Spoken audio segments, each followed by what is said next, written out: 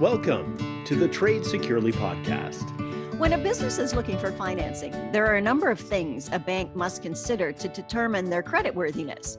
And having a receivables insurance policy can be very beneficial. Today on the Trade Securely podcast, we're going to look at the benefits a trade credit policy can provide to both the business and the banker in the financing scenario.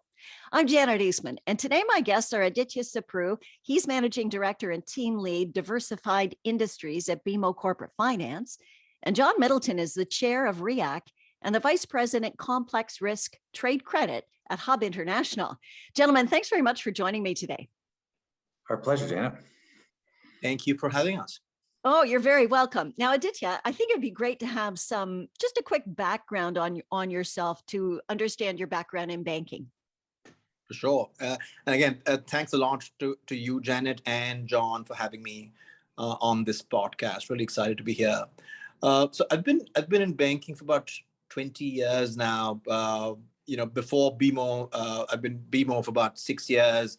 Before that, I was at a global bank, having worked in 4 different countries. Started in India, went off to the Philippines, Middle East, and then finally came to Canada in 2011. Again, what I do for a living is I run a team of corporate finance bankers within BMO's downtown Toronto office, and we work with mid-market companies across the GTA for their financing and other banking needs. Okay, so I don't know when you first came across receivables insurance, but given that you've worked all over the globe, I'm guessing that you probably were aware of receivables insurance for a while. Yes, I have. It's funny you say that, because I think the applicability of receivables financing and insurance is a lot more outside North America, and it's great that it's catching up here in Canada and the US. But when you go to places like Middle East and Asia Pacific, which are very, very trade intensive countries, this is a very, very common proposition in those markets. So yeah. Okay. So what is your impression of receivables insurance, of the policy, what it does, and how it actually benefits clients? For sure. So I think the first thing that comes to my mind is really risk mitigation. That's the word that comes to my mind, not just for the bank, but more importantly for our clients. Again, in today's world economy, where everything is really integrated, events in one corner of the world, something like a Russia, Ukraine, has significant implications and ripple effects across every corner of the planet. And I think it's things like account receivable insurance, which really provide our clients, the Canadian exporters, a peace of mind and a certainty of payment when they're shipping their goods and services all over the world. I think the thing that sometimes gets missed by companies when they're thinking about account receivable insurance is how expensive and time-consuming litigation is. When there's a non-payment or a bankruptcy in those overseas markets that I spoke about, the cost of recovery for those payments almost always outweighs the benefits. And in those situations, again, having account receivable insurance acts like a safety net, really, for the Canadian exporter that they should certainly be thinking about.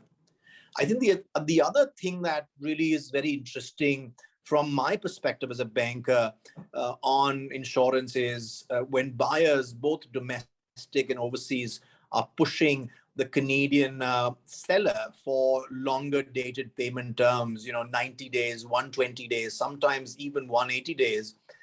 In those cases, again, I as a banker would always recommend to our client that they should think about insurance to safeguard from non-payment. Again, a lot can change in 3, 4, 6 months. As the past few months have shown, the world has changed significantly in the last 3 months. So I think those are really my high-level impressions about receivable insurance. Okay, and just one more question before we bring John in.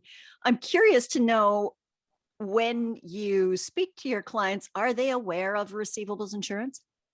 I think they are. The Canadian exporter community is very well educated, and especially thanks to, folks like John who've done an incredible job of raising the flag and raising awareness. And so again, from our client perspective, I think there's a very, very high degree of comfort about the benefits and the applicability of the insurance proposition. Okay. Now, John, from your side, from the RIR side, do you have any additional questions or comments that you'd like to address to Aditya? Oh, well, I think Aditya's made some really good comments there, and I just sort of wanted to further elaborate on some of the things he mentioned. Obviously, the benefits of coverage, it does enhance financing, which is terrific. It allows the bank to lend more money against the insured receivable. And many of our clients expand their sales and can offer longer terms when they use trade credit. So we see when the clients come up for renewal that their sales are growing year over year. And as we have clients for a long period of time, the trend is always upwards. So they are able to use the credit insurance to their advantage. I thought Aditya's comments with regard to trying to chase down delinquent buyers overseas, like some of the insurers that we work with, we are able to negotiate with the underwriter to enable our clients to add the costs of trying to go legal onto the claim submission, so we can get indemnification for not only the loss but also any additional costs to try and collect with certain insurers. So I think that's something that companies aren't aware of, but there is advantages with certain insurers to be able to capture those costs also, which makes the product even more compelling. It's hard to quantify that kind of expense when you're transacting around the globe, but occasionally you're going to have problems, and if you have an underwriter that's going to indemnify those costs, I think that's really very advantageous. And I think the other thing that's important about the insurers that we deal with, because as Aditya mentioned, things can go bad very quickly, and we are working with underwriters that are all rated A- or better and have an excellent track record of paying claims. So we do see a lot of claim payments. We track that information through OSFI and other mechanisms, and certainly there is a lot of claims being paid in the market for this particular product. Okay. So Aditya had said something earlier, which is actually surprised me, that, receivables are hanging out there for upwards of 180 days. What's the impact, John, on a client of yours when all of a sudden they're not getting payment for 180 days? Yeah, the beauty of trade credit is we can actually go out to 360-day invoice terms, and we do have clients that will go out that long. But as Aditya mentioned, it's hard to manage a company's and monitor their actual financial performance over a period of time like that. Like if you're offering 270-day terms or 180-day terms, where they may stand today and where they are at the point in time when the receivable is due to be paid, there can be fluctuations. And so there's definitely an advantage. The longer you offer terms, the more advantage you have of utilizing trade credit, and also being able to margin that receivable at 90% using the trade credit for that period of time is also going to be very beneficial from a financing perspective. So that, I think, also compels someone to think about trade credit insurance when they're talking to their financial institution. Right. So you deal with Aditya, and obviously he knows about receivables insurance and has seen it around the world. But I'm curious to know, have you ever had to clarify on behalf of a client, John, just what receivables insurance is to a banker? And what do you tell them? Well, we just try and, when we're talking to the client about how they might be able to use the receivable insurance to enhance their bank relationship, we just talk to them about the ability to borrow more money against the insured receivable.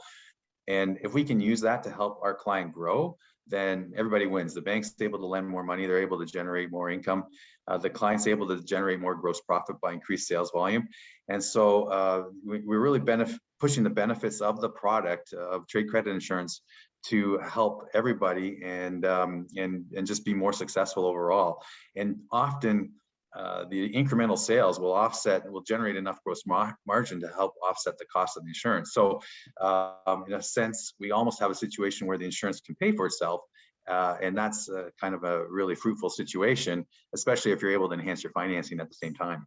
Right. So generally speaking, and this is a question for both of you. So generally speaking, do commercial bankers understand the benefits of credit insurance for their clients? And Aditya, I guess we can probably start with you. Yeah, I think there is a fairly high level of understanding amongst the banking community in Canada, Janet. Again, it just goes back to what John just said. I think the key benefit for bankers and the clients, of course, is the ability for the banker to provide 90%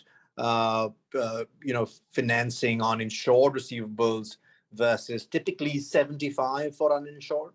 I think the other thing that is a unique thing in the Canadian banking market is typically banks, the chartered banks in Canada, typically they don't margin uninsured non-North American receivables. That's a bit of a mouthful I just said. So Yeah. any receivable any receivable that is originating in Asia Pacific or Middle East, if it's not insured, typically the Canadian banks are reticent or at margining those. And again, obviously, getting the insurance allows the banks and the clients to margin those things at 90%. So I think those two really, again, much in line with what John just said a bit earlier, make the understanding of the proposition fairly high with the commercial banking community. Mm-hmm. John, do you have any comments there? I think that the growth of the product in the marketplace is partly reflected by the fact that the bankers are picking up on the value of this product and understanding it. And certainly we've done lots of presentations over the years to the banking community, and there's always very enthusiastic reception to those presentations. People understand immediately what we're talking about when we're with a group of bankers, and I think that they understand what's available and are thinking about how their clients might be able to leverage that to their advantage. Okay. Aditya, what are some of the questions that bankers often have about receivables insurance?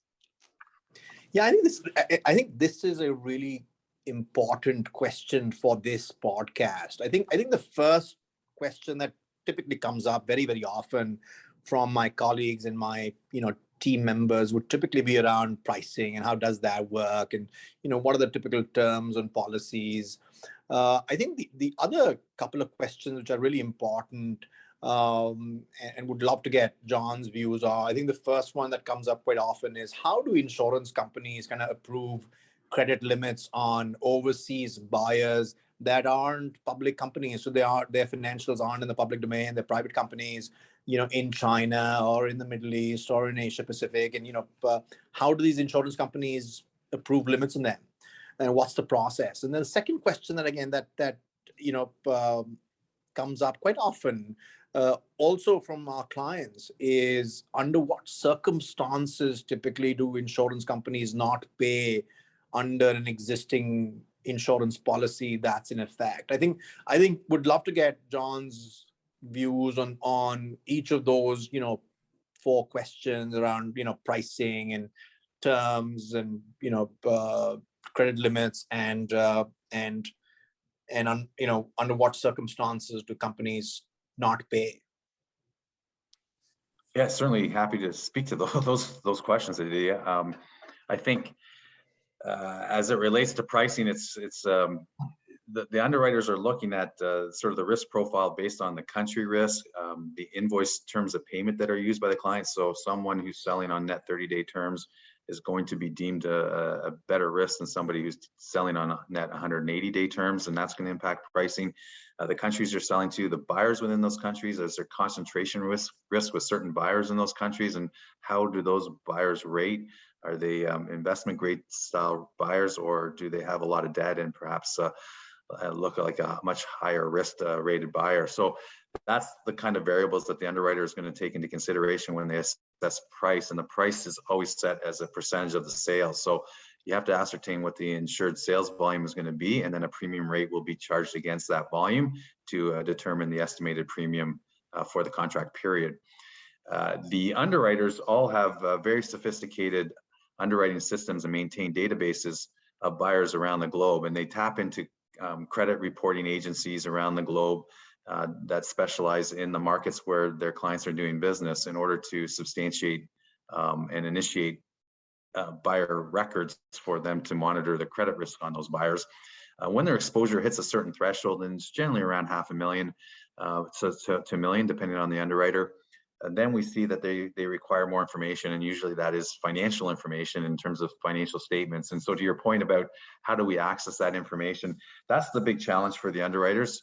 Often we can approach the buyer and suggest to them that by sharing information under a non-disclosure agreement with the insurer, it will afford them the opportunity to obtain more credit, and it'll be essentially free credit to them because they'll be able to negotiate terms with their suppliers. So that can benefit their business. And so there is an incentive frequently for these people to share information back with the underwriters under a non-disclosure agreement. So we have tremendous success that way in terms of helping the underwriters grow their databases and generate more information to offer more credit in the marketplace. So that's a big benefit. And then I guess that, I mentioned earlier that the underwriters are all A- or rated or better in the marketplace that we deal with. We have 10 licensed insurers in Canada that offer trade credit insurance.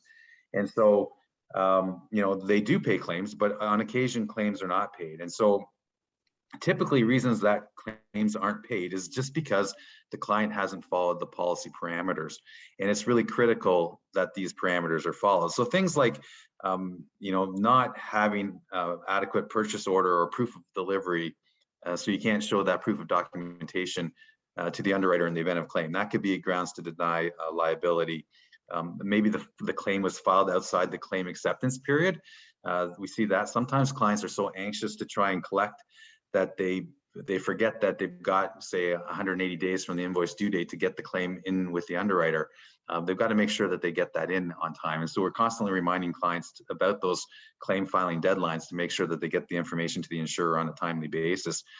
We've seen in the past where there's been challenges where companies think they're dealing with company X, but it could be company Y. So often, as an example, in China, trying to make sure you identify the proper company that you're doing business with, that's really critical, because if you've got a credit limit on the wrong buyer and then the buyer does not pay and you submit the claim to the underwriter and the underwriter's like, whoa, you've got the wrong buyer identified as the insured party here, that's going to create a problem for the underwriter in terms of paying a claim. So that's something that the onus is on the insured to make sure they know who they're doing business with. So these are the types of things, if you offer invoice terms that are longer than what is granted in the policy, that's a problem. So your policy has a cap of net 90-day invoice terms and you've offered net 120 days. You would have a problem if you filed a claim and showed that the invoices were stated with net 120-day terms. So those are the types of things that happen where the underwriter has a reason to consider declining a claim. Obviously, in those situations, we're always trying to consider appeal processes to try and make sure the underwriter indemnifies the client when errors are made. So I hope I've answered your question on that. Did he cover everything for you, Aditya? He did. No, that was fabulous. Yeah, thank you. Yeah. I have a question here, and it relates to some of the things that we've dealt with in the last 6 months. And I'm thinking of the delays in shipping and what impact that has had on some of your international clients, John, because there's been stuff sitting on ships waiting to go places. And I'm just wondering if you could give a brief overview of some of the impact that's had. It's interesting that you should ask that question, Janet, because we're seeing two things. The first thing is that the underwriters that we work with, some of them offer coverage from the moment you ship, whereas others, the coverage kicks in the moment the goods are delivered. So with the global supply chain challenges we have right now, if you're working with an underwriter where coverage is when the goods are delivered, you are opening yourself up to some exposure there because you can't control the timeline it takes. And that could give the buyer a reason to exit a transaction. So that's really problematic. We would obviously encourage people to consider using underwriters where the coverage is effective immediately as soon as they ship. The second point, which is interesting, this is sort of a new trend we're seeing, is some product is, when the goods are being sold, if there's an indication that the product's going to be delayed being sold from being shipped from the port, we've seen situations now where the supplier has taken it upon themselves to take the goods back and sell them somewhere else. And so our insured isn't even able to deliver the product to the buyer. The supplier has taken it upon themselves to sell them somewhere else. And especially in this period of rising commodity prices, they may be able to find better margins moving that product somewhere else. So if they haven't provided the final shipping documents to the customer, they may take it upon themselves to move goods elsewhere. So that's a real problem. And that's kind of outside the scope of trade credit, because there's no true receivable with the insured's buyer because the goods were never delivered. Wow. Yeah, it's crazy. Wow. Aditya, do you have any comments on that as well? The long shipping issues we've had?